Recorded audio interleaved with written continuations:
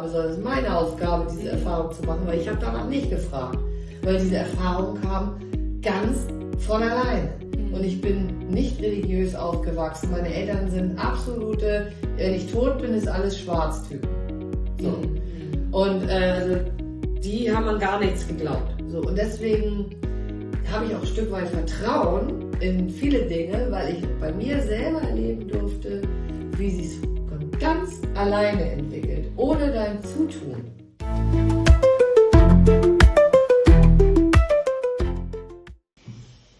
Hallöchen, hier sind wir wieder, Maren und Nicola. Unser viertes Hörding. Man höre und staune. Man höre und staune, ja. Ja, unser viertes. Und wir freuen uns, wenn uns jemand zuhört. Und wir hatten im letzten Hörding, hatte Nicola Spiritualität zur Sprache gebracht. Dass sie da ganz viele Geschichten auch zu erzählen hat. Und mich interessiert es sehr, was Nicola unter Spiritualität versteht und wie sie das so in ihren Alltag einbringt. Nicola? Das ist aber eine gute Frage. Yeah. Ja. Ja, jetzt wird's ernst. Ja, jetzt wird's ernst. Nein, Ja. im Gegenteil. Also, also es ist mir echt ein Anliegen, weil das sind so spannende Geschichten, finde ich. Und die sie bisher gehört haben, fanden sie auch spannend. Und kann man ja auch gerne einem breiteren Publikum mal erzählen. Dann muss ich sie nicht so oft vielleicht mehr erzählen. Ja. Vielleicht habe ich es dann auch mal Genau. zu Ende erzählt. Aber ja, also Spiritualität, was verstehe ich darunter? Also Spiritualität, Spirit, der Geist sozusagen, das ist jetzt meine heutige Version, dass wir halt alle Geist sind. So, das denkt man zwar nicht, weil wir einen Körper haben, aber das ist halt alles eine Form von Energie. Genau. Es Ja, ist also, eine Form von ja, Energie, deswegen ja. kann man da auch drauf zugreifen und die Energie des Körpers ist halt die irdischste, frequentischste Energie. Und das Tolle ist, dass jetzt die Physik langsam nachrückt und viele dieser Dinge jetzt endlich auch für die nur wissenschaftlich denken, dass man nachweisen können, was denn da so passiert. Ich meine, du brauchst, sagen wir mal, ich sage jetzt, nee, wir sind nur Körper, ja, aber wenn du den Körper runterbrichst aufs Atom und da dann mal guckst, ich weiß nicht, wer das in der Schule mal gemacht hat, aber wie ein Atom so aufgebaut ist, mit den Elektronen und den Kern und so weiter, Neutronen, Elektronen und so weiter, und da ist ganz viel Raum zwischen. Also im Grunde, wenn du uns runterbrichst, sind wir nur, also es ist Materie, verdichtete, ganz doll verdichtete Energie. Genau. Weil dazwischen ist alles nur Raum. Und das versteht der Verstand so schwer, weil also wenn ich da so drüber nachdenke, das ist es auch, denke ich so, kann nicht sein, weißt du, so ist doch alles hart. Und, ja, aber wenn man das physikalisch auseinanderbricht, ist es eigentlich fast nur Raum. Genau. Das Ganze. Ja. Und Energie, Alles. aber mordsmäßige Energie. Mordsmäßige Energie. So. Und das jetzt erstmal so zur Spiritualität, wie wir aufgebaut sind und Frequenzen, da kommen wir vielleicht auch irgendwann mal drauf zurück. Aber ich will jetzt erstmal, das ist ja Stand heute, also da habe ich mir jetzt auch einen Fundus angeeignet, durch eigene Erfahrungen und so weiter. Und kann daher das so erklären, weil ich mir das selber dann nachher entschlüsselt habe, was ist was. Also bei mir ist es so gewesen, dass ich Dinge erfahren habe, ohne dass ich danach gefragt habe. Die sind mir einfach passiert und dann habe ich wissen wollen, was war das jetzt? So. Also es gibt ja angelesenes Wissen, so, und es gibt erfahrenes Wissen. Und ich rede über erfahrenes Wissen. Also ich sage ja auch immer, Glauben heißt nicht Wissen. Und deswegen bin ich froh, dass ich mittlerweile so ein Wissen aneignen konnte, was Spiritualität angeht. Das fangen wir in der Kindheit an. Ich habe als Kind schon immer gesagt, das ist nicht alles. Das habe ich als Kind. Da war ich klitzeklein. Ja. Und da habe ich schon immer gesagt, das hier, ne, also, so nach dem Motto, da falle ich nicht drauf rein. Also, und echt, und da habe ich gesagt, ich kann mich komischerweise an viele Dinge, die ich als Kind gesagt und getan oder gedacht habe, noch erinnern. Und da habe ich gedacht, spätestens wenn wir sterben, werden wir wissen, wie der Hase wirklich läuft. Das war meine Aussage als Kind. Warum lachst du? Du willst was sagen? Was willst du sagen? Mir fällt dazu ein. Bitte? Ich habe mit dem Sterben, ne? Ja. Ich habe immer. Mit dem Sterben, ne? Ja, wir lachen uns jetzt Naja, es darf gelacht werden, übrigens. Also Ja. Lachen ist nicht erlaubt. Es ist, ja, also es ist erlaubt. Ist erlaubt. Ja, genau. Also bitte, ja. Was war mit dem Sterben? Ich habe immer gesagt, in einer sehr, genau, als ich bei der Reha war, habe ich immer gesagt, weil da ging es ja dann auch um das Thema natürlich, ne, Sterben. Und da habe ich immer gesagt, ach, das wird bestimmt total easy. Und ich werde dann da oben, habe ich gesagt, da oben stehen und sagen, ach Mensch, das war doch gar nicht so schlimm. Genau so ist es. Genau so ist es. Und ja, genau. Also, ja. Alle, die mir dann zugehört haben, haben mich dann immer so ein bisschen belächelt. Aber Nein, also wir wissen es ja auch wirklich nicht. wir jetzt persönlich nicht, aber es gibt genug Nahtoderfahrungen, wer sich da mal schlau gemacht hat. Ja. Apropos Sterben. Mhm. Ich kenne mich mit Sterben insofern ganz gut aus, weil ich früher Angst hatte vom Sterben. Ja. Und alles, vor dem ich Angst habe oder hatte, steht mir im Weg, in meinen Handlungen und so weiter. Und das hat mich immer genervt, wenn ich vor irgendwas Angst hatte, weil mich das ausgebremst hat. Also habe ich mich mit den Themen so lange beschäftigt, bis ich davor keine Angst mehr hatte. Und Thema Nummer 1, Sterben, war mein super Angstthema. Mhm. Ja? Ja. So, und ist es heute nicht mehr. Und was du gesagt hast, das habe ich jetzt natürlich das ist angelesen, aber Sterben soll wesentlich schöner sein als geboren werden. Weil das nämlich ein sanfter Prozess ist und nicht eine Geburt. Also wer schon mal eine gemacht oder also wir sind alle schon geboren worden, ne? Aber ja. Und das ist nicht schlimm und das tut auch überhaupt nicht weh. Nee. Sondern es kann sehr schön sein. Ja. Aber das ist ja auch Spiritualität, ist ja egal. Also, genau. Also da kann ich sagen dass es so ist, wie du es dir vorstellst. Also wenn du dir vorstellst, dass es erstmal dunkel und schwarz ist, dann wird es auch erstmal dunkel und schwarz sein, weil du dir das so vorgestellt hast. Das ist so ein Thema, wir sind Schöpfer. Oder wenn du dir vorstellst, dir wird Jesus begegnen, dann wirst du Jesus begegnen. Also in der Form, wie du dir den halt vorstellst. Wir sind Schöpfer.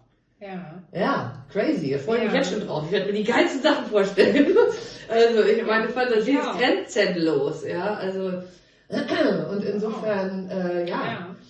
Und das so zum Sterben, also davor habe ich keine Angst mehr. Ich habe mir damals vor 30 Jahren irgendwas vom Dalai Lama die Sachen angehört. Ich habe mir das aus dem Buddhismus angehört. Ich habe in irgendeinem Trödelladen, Sterben ist doch ganz anders, ein Buch gleich mitgenommen für €1. Alles, was mir Thema Sterben da unterkam, habe ich mich mit beschäftigt. So. Und ich will jetzt nicht zu weit vorgreifen, also das erzähle ich dann aber auch nochmal, wo ich quasi meinen Ego-Tod auch sterben musste. Also ich bin quasi den Ego-Tod schon mehrfach gestorben, mehrfach. Aber das später, wir wollen ja am Anfang anfangen. Und der Anfang war, dass ich als Kind schon nicht geglaubt habe, dass das hier alles sein soll. Genau. So, und Kinder sind noch viel mehr, die kommen ja aus der Geisteswelt und die sind noch viel verbundener mit der Geisteswelt. Ja. Das kann man auch messen, es gibt einen Stoff, DMT, der löst das auch aus. Okay. Und Babys sind durchflutet davon, die sind, die schwimmen da drin, so. Und das wird immer weniger, das baut sich irgendwann ab und dann kommt die Außenwelt, die sagt auch, du spinnst, dein Imaginary Friend ist nur Einbildung, ne? Ja. Also es gibt genug Kinder, ich hatte eine Bekannte, ihr Kind hatte einen Imaginary Friend, also die hat jemanden gesehen, den wir alle nicht gesehen haben, ja, so. und hat den da auf die Schaukel gesetzt und. Also ich war dabei, ich hätte mir immer gewünscht, dass mein Kind das macht, hatte ich aber nicht, war nicht so. Aber ich hätte es spannend gefunden. Ich habe eine schöne Geschichte dazu. Ah, okay. Und zwar meine große Tochter. Ja. Die hatte ein Spiegelland. Die hat, ein Spiegelland? Geht, jetzt habe ich Gänsehaut. Ja, das fiel mir. Genial. Ja, die hat wir hatten einen großen Schrank mit einem Spiegel und das Bett stand davor. Ja. Und da saß sie und hat ins Spiegelland gesehen. Also hat es zu mir gesagt, das ist ihr Spiegelland. Geil. Ja. Genial. Hast du sie mal gefragt, was sie da gesehen hat? Nee, ich war. Da hätte ich sie sofort gefragt, was siehst du denn? Aber das ist mir wirklich aufgefallen. Also, Oh, wie cool. Also sie hat wie es auch schön. gesagt. Das ist mir jetzt eben eingefallen. Also, schön, danke fürs Teilen. Ja, toll. Ja. Weil es ist wirklich so, dass Kinder da noch, ich kann mich an meine Zeit noch erinnern, als ich in der Verbindung noch stärker war. Ja. Und ich kann mich aber auch daran erinnern, als ich die Verbindung gekappt habe. Aha. Habe ich bewusst gekappt. Okay. Also ich weiß, dass ich als Kind immer geflogen bin, so im Weltall und überall. So, und dann manchmal kennt auch jeder, wenn man so fällt, so in den Körper wieder reinfällt. Also wenn man so schläft und dann wieder da rein, kennt, glaube ich, jeder. Ja. So, und das sind die Momente, wenn du dann wieder vererdet bist, weil jede Nacht verlassen wir wirklich unseren Körper und fliegen überall rum und laden halt uns kosmisch auf. So, und das ist Ich sage ja. immer, wenn man mich fragt, hast du gut geschlafen? Dann sage ich immer, das weiß ich nicht. Ja, du warst ja unterwegs. Ich weiß. Ja, genau. Und nur, Genau. dass wir dann nicht den Faden ganz kappen, sondern man ist noch verbunden mit dem Körper. Ja. Aber jede Nacht gehen wir alle auf Reisen. So wie wir da sind. Jeder von uns. Und ja, und ich kann mich an meine Reisen als Kind super erinnern. Ich bin überall längs geflogen und so.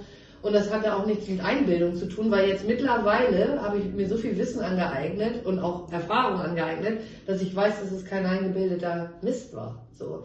Also als Kind hatte ich die Verbindung noch Ja. und irgendwann habe ich Dinge wahrgenommen im Raum und hatte Angst.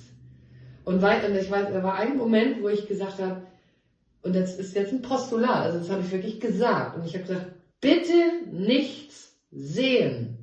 Das habe ich damals gesagt, als Kind. Weil ich Angst hatte, ich würde was sehen, was ich nicht verstehe und wo ich Schiss hatte. Und da habe ich die Verbindung gekappt. Das war der Moment. Mhm. So, das war, wo ich dem Ganzen einen Stopp gesetzt habe, sozusagen. Da fällt mir tatsächlich noch was ein, vor dem, was ich da eigentlich erzählen wollte. Ja. Denn als Kind habe ich noch was anderes Spannendes gemacht. Ich hatte immer Albträume. Jetzt fangen wir richtig an der Basis an. Das finde ich richtig gut. Ich hatte richtig fiese Albträume. Und das hatte immer was mit Verfolgung zu tun und oder dass Leute in meinen Raum gekommen sind und ich so eine Angst hatte, so eine panische Angst, die sich in einer körperlichen, dem widerlichsten Körpergefühl, ganz furchtbar, ausgeliefert, Angst, ganz ekelhaft. Und diese Träume hatte ich als Kind. Wiederkehrend, ja. Und furchtbar. Also dieses körperliche Gefühl war gruselig, ja. Ich kann mich aber in diesem Leben an nichts erinnern, dass ich das irgendwie, dass da ein Auslöser gewesen wäre, ja. Aber diese Angst, es kann auch pure Angst, also ganz gruselig. So, und das war, wir nehmen doch auf, oder? Nicht das? Ja, tun wir. Okay, ich hatte jetzt Schiss, wir haben den Knopf nicht gedrückt, sorry. Nee, das wäre jetzt typisch gewesen, also nee, sorry. Nein, alles ist gut. Alles ist gut, wir nehmen auf, das ist gut. Weil ich habe keinen Bock, das alles nochmal zu erzählen. Nee, das ist dann auch. Das ist echt anstrengend Ja. und deswegen mache ich das jetzt auch, um das einmal rauszuhaben und dann kann sich das jeder anhören Genau. und damit machen, was er möchte. So. Und als Kind hatte ich so eine Panik. Diese Träume waren gruselig. Ich weiß noch, einmal bin ich verfolgt worden von jemandem in der Straße. Da kam dieses Gefühl und das baute sich auf. Einmal war ich im Schlafzimmer und da ging die Tür von alleine zu, im Traum, wohl bemerkt. Und ich wusste, da ist jemand mit im Raum und Panik, ja, Panik. Mhm. Und irgendwann habe ich im Traum festgestellt, dass ich träume. Very clever, wie ich finde. Also da war ich vielleicht, ich weiß nicht, 6, 7 maximal. Ja. Ja.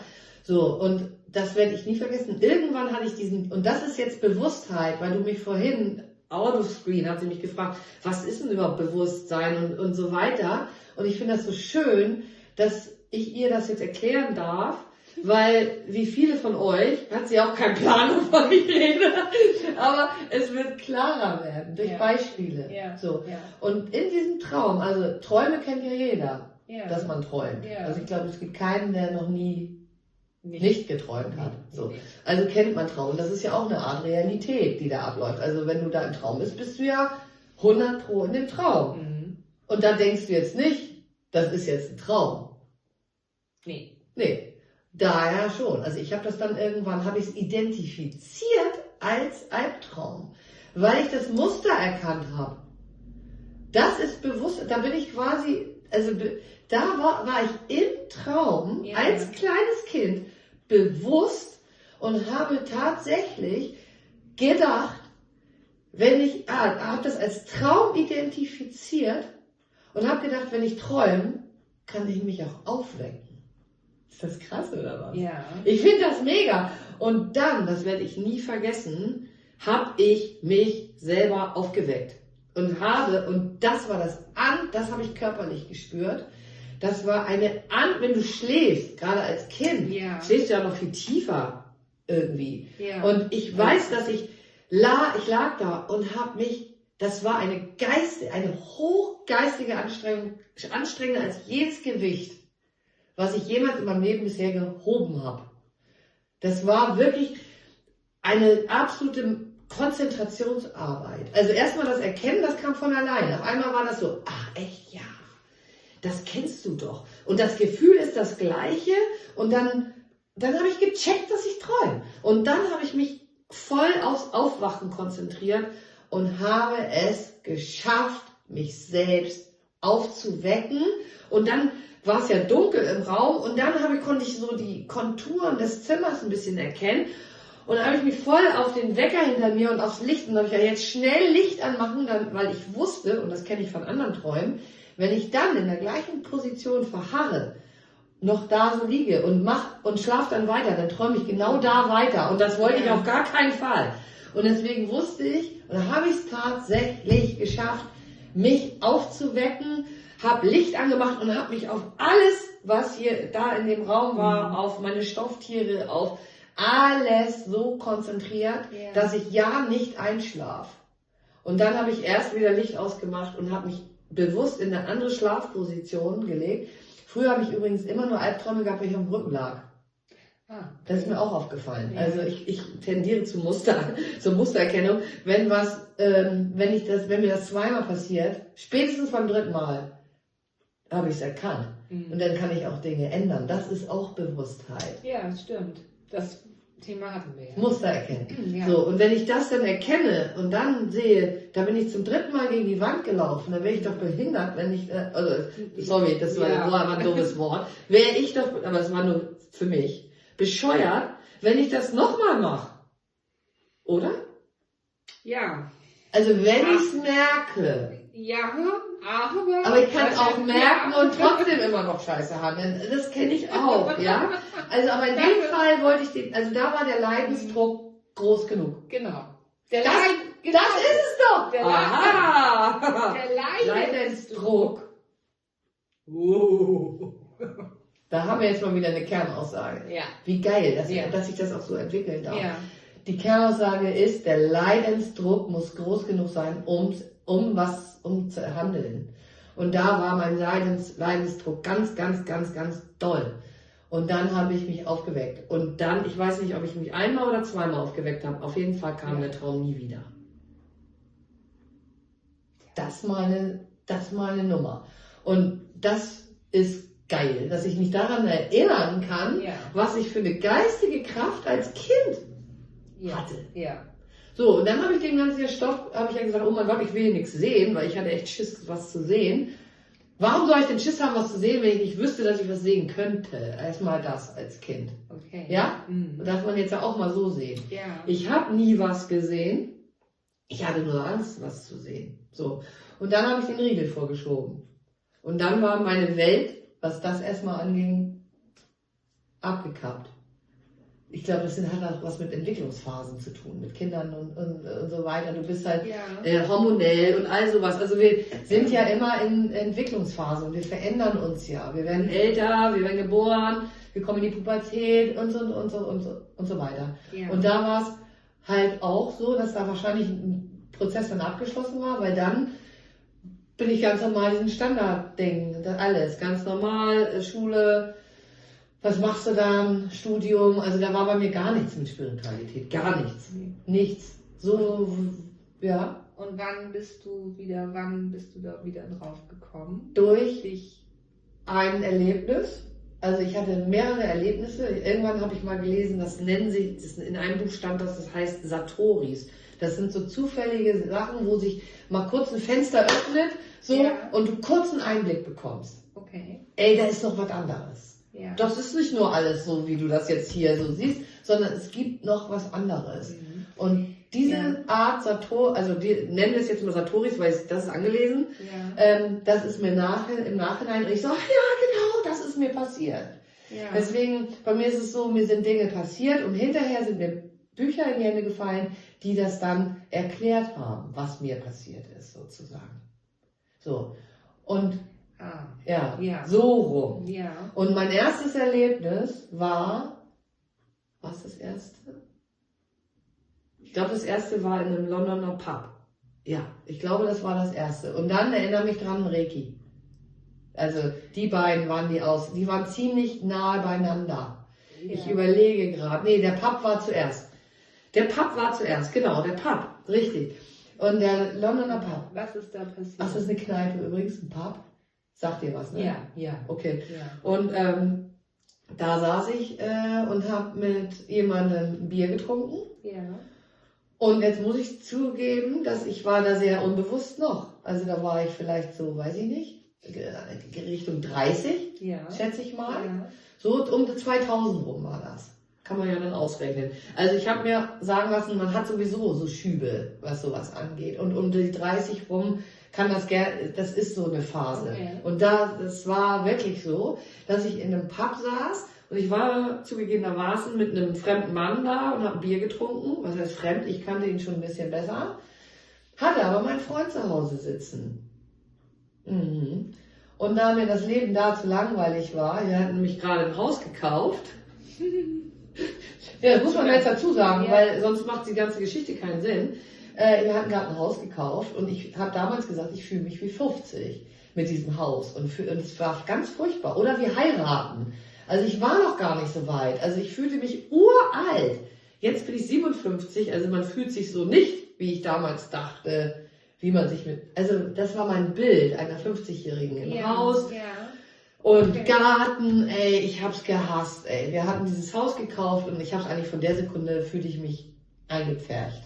So, und das wollte ich alles überhaupt nicht. Und was habe ich gemacht stattdessen? Ich bin Partying gegangen. Also das Haus war ein bisschen außerhalb Londons. Und dann bin ich in London, habe ich ja gearbeitet und bin dann da Party gemacht. Und dann lernst du natürlich auch Leute kennen. Ja. Und mit diesem einen Portugiesen saß ich jetzt in der Kneipe. Mhm. Und ich hatte die erste Runde ausgegeben. Wie gesagt, ein Pint ist ein halber Liter. Ich hatte einen halben Liter Bier drin. Und er ging gerade los, die zweite Runde holen. So.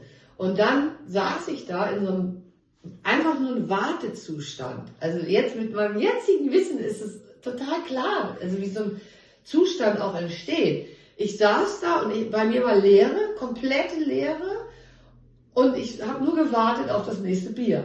Das war meine Aufgabe. Also ich war glücklich, weil den Portugiesen fand ich cool, so, ne? Und ich war auch glücklich, im Leben zu sein und nicht in meinem langweiligen Haus 50 Kilometer weiter außerhalb und so.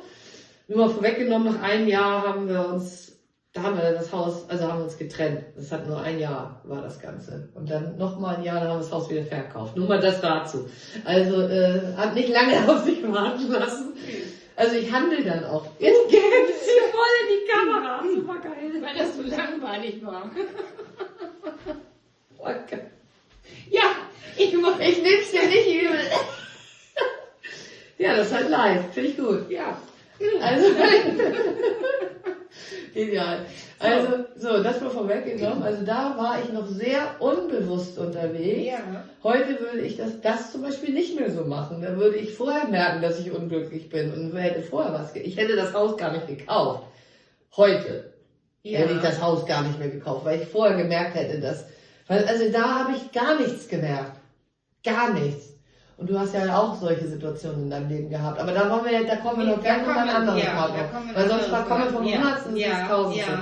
So, jetzt bleibe ich mal bei diesem Ding. Ich saß da völlig unbewusst in der Kneipe. Genau. Mit einem anderen Typen. Und zwar mein Mann war, oder verheiratet waren wir nicht, aber das Haus war wie heiraten so. Und, aber verlobt waren wir. So. Aber das auch schon seit 5 Jahren und ich wollte ihn ja auch nicht mehr heiraten. Das hätte ich ja auch merken können. Ja. Ich wollte ihn nicht mehr, wir waren verlobt, aber ich wollte ihn eigentlich nicht mehr heiraten. Ja. Das ist doch auch schon ein Zeichen gewesen. Also ich habe auch nicht danach gehandelt, sondern habe immer schön weitergemacht. So. Naja, nun saß ich da in dieser Kneipe im Wartemodus und so freu mich des Lebens. Und das war das erste Mal, absolut, also das ist mir noch nie passiert. Und damals konnte ich es mir überhaupt nicht erklären, wo die Stimme herkam oder was. Und zu 100% kann ich es dir jetzt auch noch nicht sagen, aber obwohl ich jetzt eine Erklärungsweise hätte, aber so laut, wie wir jetzt reden, nur im Kopf, weil das war ein Pub, da wurde viel gequatscht. Also es war ja nicht leise da drin. So. Und also in einem richtigen busy London Pub war ich. Und da musste erstmal den anderen verstehen. Aber das war so laut in meinem Kopf und der Satz und das Spannende ist, dass der nicht auf Englisch war, weil zu der Zeit habe ich ja in England gelebt und in Englisch gedacht und auch geträumt. So, und der Satz war aber auf Deutsch. Und der war richtig knall. Und wenn du sowas hörst, das ist eine Ansage. Du musst dich von trennen. Oh, scheiße. Da müssen wir einen Piep drüber machen. Piep. So, ne? Also Tabs, Piep.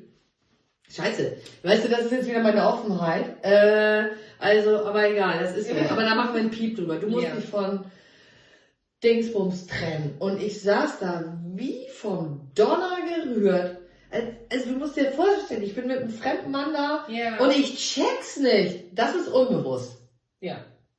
Und ich rede von mir. Das ist unbewusst. Weil du mich vorhin gefragt hast, was ist bewusst, was ist unbewusst. Das ist unbewusst. Du bist ja nur am Party machen aber immer mit anderen Leuten, nicht mit deinem Partner und so weiter und entfliehst dem quasi und kompensierst also ich weiß, was ich kompensiert habe. Ich fühlte mich da alt und ich wollte das alles nicht und stattdessen habe ich dann Party in London gemacht. Und dann höre ich auf einmal so laut und ich war komplett schockiert. Ich habe mich richtig erschrocken und ich bin dann da relativ schnell nach Hause und wenn du so eine Ansage hörst, da hast du keine Zweifel mehr. Das kann man sich nicht vorstellen, wenn man es nicht erlebt hat. Also ich bin nach Hause und habe meinen damaligen Verlobten geweckt. Das war nachts. Weißt du, so habe ich ihn geweckt und habe gesagt, ich muss dir was sagen. Und ich weiß noch, der Satz war natürlich auf Englisch, aber ich übersetze es jetzt auf Deutsch. Ich habe jetzt nicht gesagt, ich mache Schluss, weil das war mir zu brutal. Also, weißt du, stell dir mal vor, aus dem Nichts, du wächst und sagst, ich mach Schluss, das geht ja nicht. Also, aus dem Schlaf. Also, so viel, das habe ich nicht gemacht. Nein. Aber ich habe gesagt, ich habe ihn geweckt, weil ich wollte auch nicht, und solche Situationen hatte ich viele im Leben, ich wollte nicht, dass ich da wieder ins Zweifeln komme und das ändere, weil das war klar. Also, weißt du, dass du dann Angst bekommst und dann nicht danach handeln würdest. Und deswegen habe ich mich quasi selber, also ich wollte es einerseits loswerden, weil es war Handlungsbedarf, weil das war eine klare Ansage. Und ich wollte es auch loswerden, damit ich nicht wieder zurückgehe aus Angst. Weil da wurde mir klar, das, was ich hier mache, da war ich auf einmal schon teilbewusst geworden. Was meinst du, woher diese Stimmen kommen? Ist das vielleicht auch Intuition? Ich glaube, mittlerweile, also jetzt rede ich ja aus heutiger Perspektive, damals war ich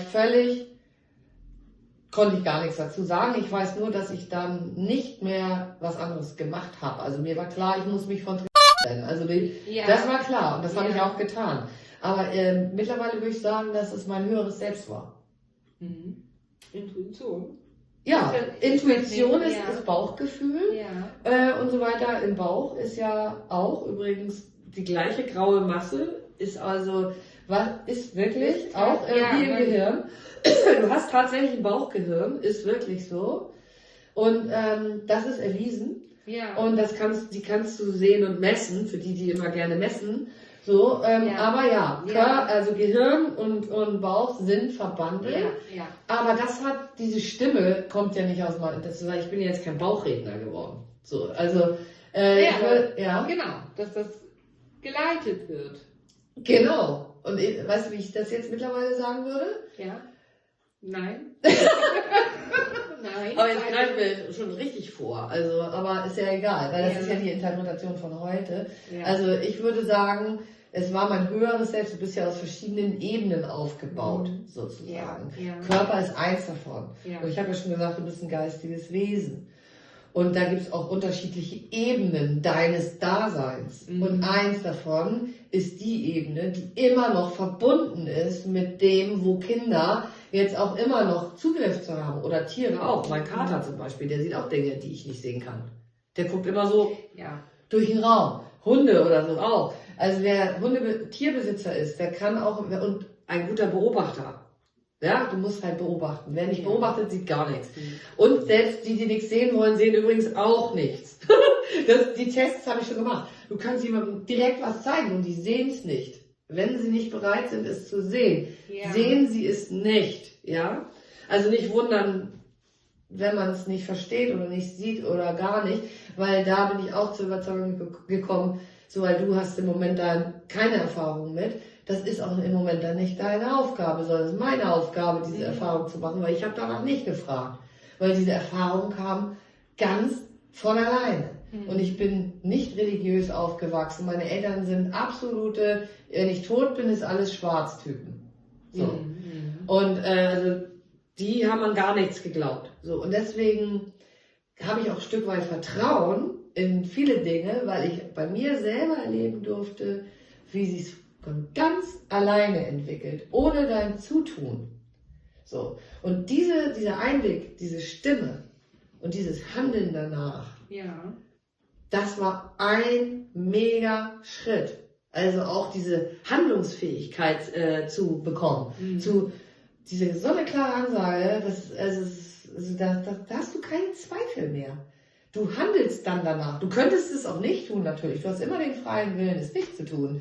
Aber wer es erlebt hat, also weiß ich nicht, vielleicht ist da jemand, schreibt es in die Kommentare. Ja, genau. Also, weil ich kenne keinen, der das so erlebt. Das würde mich echt mal interessieren. Mich auch.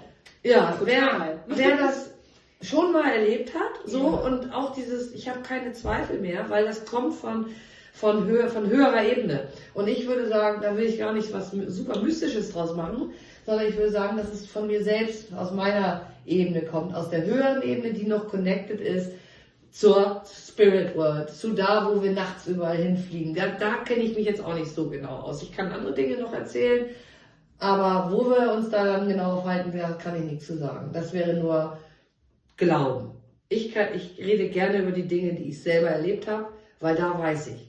Vielleicht doch eine andere Dimension. Das ist ganz bestimmt eine andere Dimension. 100 Pro. 100 Pro eine andere Dimension. Sheldon Cooper lässt grüßen. Also ja, genau, es ist eine andere Dimension. Aber das würde auch zu weit führen. Ja. Kann man auch noch was zu sagen. Das wird sich auch bestimmt noch alles entwickeln. Aber ich glaube, das eine noch die Reiki-Erfahrung, oder soll das jetzt das erstmal gewesen sein? Wollen wir das Publikum fragen? Ja, wir fragen mal das so.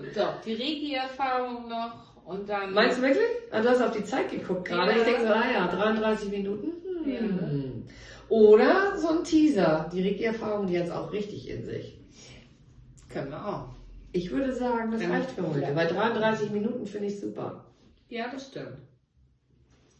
Bist du damit einverstanden? Ja, ich bin damit einverstanden. Cool. Und dann wissen wir wenigstens, was wir nächstes Mal gleich. Das ist super. Reiki. Ja, Reiki. Geil. Da freue ich mich jetzt schon drauf. Finde ich auch sehr interessant. Also Reiki habe ich auch eine Erfahrung. Ach ja? Habe ich mal mit Reiki gemacht. Schön, okay. Und die würde ich dann mal erzählen. Wie schön, da hast du auch was zu sagen. Das ist toll. Ja. Guck mal, und bei dem anderen hattest du von deiner Tochter was zu sagen. Ja. Mit diesem Spiegelland. Ja. Finde ich super spannend. Ja, Meinst du, sie würde noch wissen, was sie gesehen hat? Ich würde es noch wissen als Kind. Ja, weiß ich nicht. Dass sie, das weiß ich nicht. Da müsste ich sie fragen. Ja, das fände ich spannend. Ja. Also egal, wenn ihr Spiegelland-Erfahrungen habt oder so eine Ansagen mit einer Stimme und ihr danach gehandelt habt oder überhaupt Fragen habt, Ja. super gerne, das haben wir noch gar nicht gemacht, so, dann greifen wir das mit auf. Und wir haben Themen ohne Ende, wie ich jetzt gerade wieder merke, wo wir vorhin ein bisschen gestrauchelt haben, ne? Wo fangen wir an? Aber. Und dann haben wir einfach gesagt, wir fangen einfach an und das wird sich entwickeln und das ist sowieso das Beste. Muss ich. Gesundheit! Genießt es wahr!